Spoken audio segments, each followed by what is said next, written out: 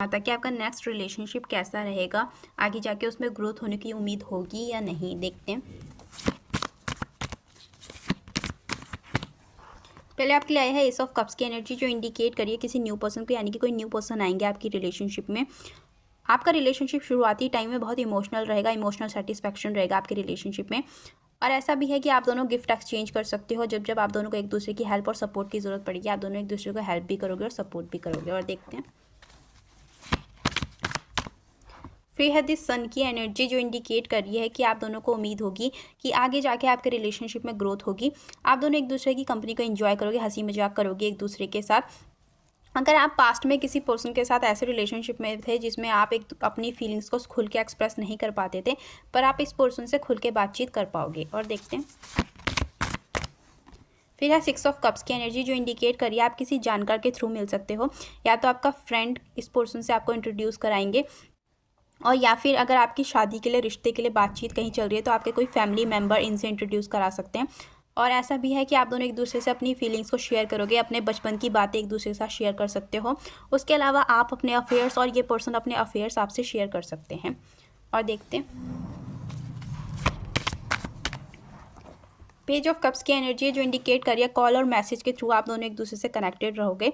उसके अलावा क्या है कि आप दोनों को ऐसा भी रहेगा कि आगे जाके ये रिलेशनशिप में ग्रोथ हो भी पाएगी, या ये रिलेशनशिप आगे तक शादी तक जा भी पाएगा। तो इस तरह की थोड़ी सी श्योरिटी नहीं होगी आप दोनों को आगे जाके। और देखते हैं, फिर है सेवन ऑफ वैंड्स की एनर्जी, जो इंडिकेट करिए कि थोड़ा सा आगे चल के आपके रिलेशनशिप में प्रॉब्लम्स और चैलेंजेस फेस करनी पड़ेंगी आप दोनों को ही। थोड़ा सा ऐसा भी रहेगा कि कुछ ऐसी बातें होंगी जो शायद आप अपने पर्सन की टॉलरेट ना कर पाओ, या आपके पर्सन, ऐसा भी हो सकता है।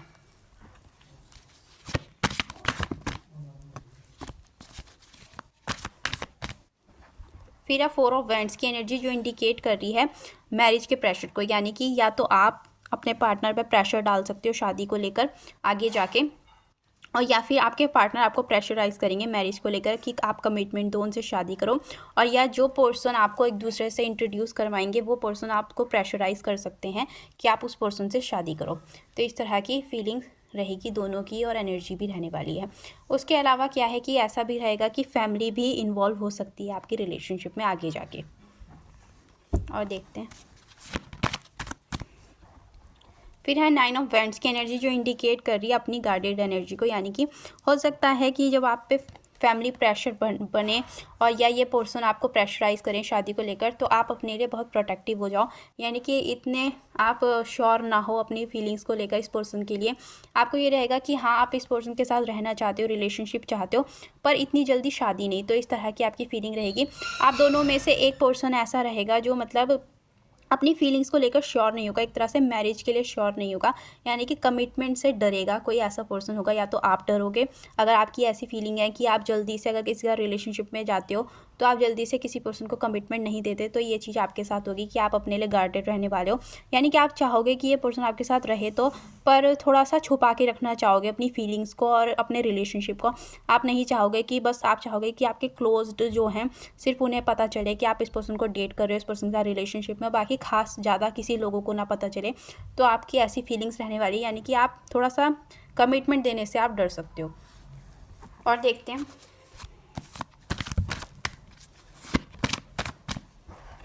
फिर है नाइट ऑफ सोर्ड्स की एनर्जी, जो इंडिकेट कर रही है एक तरह से इम्पल्सिवनेस और इम्पेशेंट नेचर को, यानी कि हो सकता है कि या तो आप या तो आपका पार्टनर ऐसा है, जैसे मैंने कहा कि दोनों में से एक पर्सन ऐसा होगा जो प्रेशर डालेगा शादी को लेकर, और एक पर्सन डरेगा।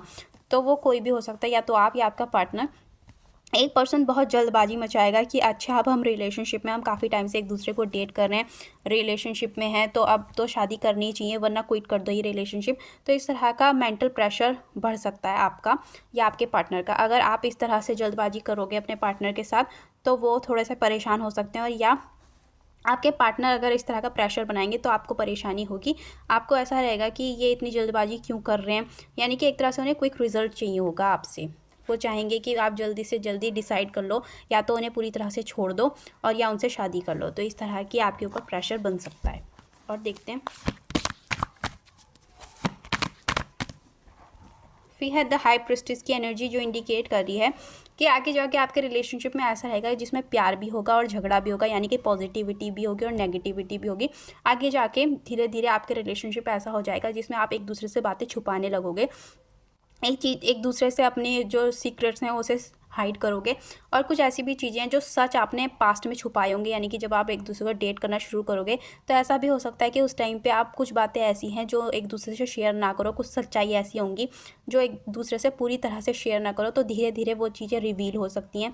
आपका कुछ सच इनके सामने आ सकता है या इनका कोई सच आपके सामने आ सकता है, तो जो चीज़ें छुपा रखी होंगी वो चीज़ें बाहर आ सकती हैं। तो एक तरह से आपका रिलेशनशिप आगे जाके बहुत मिस्टीरियस रहने वाला है, बहुत सारे रहस्य होंगे जो छुपे हुए होंगे, फिर आगे जाके वो बाहर आएंगे जब आप दोनों एक दूसरे को बहुत अच्छी तरह से समझने लगोगे। और देखते हैं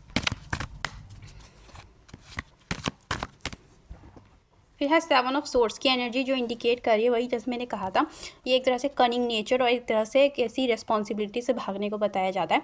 तो वही जैसे मैरिज के लिए कोई एक पर्सन आप दोनों में से ऐसा होगा जो डेट तो करना चाहेगा, एक दूसरे के साथ रहना भी चाहेगा, पर एक पर्सन आप दोनों में से ऐसा होगा जो कमिटमेंट से भागना भी चाहेगा, यानी कि वो इतना चाहेगा एक पर्सन कि बस साथ रह लो, पर मुझसे ये मत कहो कि मैं मैरिज करूँ या करूँगा या करूँगी।